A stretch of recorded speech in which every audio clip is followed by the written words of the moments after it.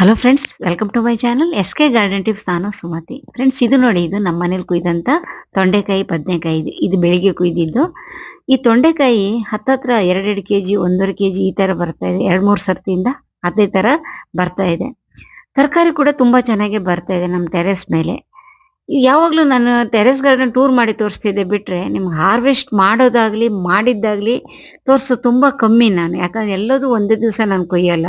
ನನಗೆ ಯಾವಾಗ ಬೇಕೋ ಆವಾಗ ಸೊಪ್ಪಾಗ್ಲಿ ತರಕಾರಿ ಆಗ್ಲಿ ಒಂದೊಂದೇ ಕುಯ್ಕೊಂಡ್ ಬರೋದು ಅಭ್ಯಾಸ. ಎಲ್ಲ ರೆಡಿಯಾಗಿ ಹೋದಾಗ ಮಾತ್ರ ಒಂದೊಂದ್ ಸರ್ತಿ ನಾನು ಈ ತರ ಹಾರ್ವೆಸ್ಟ್ ಮಾಡ್ತಿರ್ತೀನಿ. ಅದಕ್ಕೋಸ್ಕರ ನಿಮಗೆ ತೋರ್ಸಕ್ಕಾಗಲ್ಲ.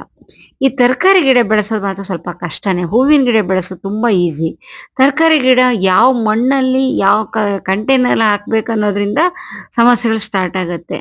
ಹಾಗೆ ಅದು ಬೆಳೀತಾ ಇದ್ದಂಗೆ ಅದಕ್ಕೆ ಯಾವ ತರ ಕಾಯಿಲೆಗಳು ಬರುತ್ತೆ ಅವನ್ನೆಲ್ಲ ನೋಡ್ಕೊಳ್ಬೇಕಾಗತ್ತೆ.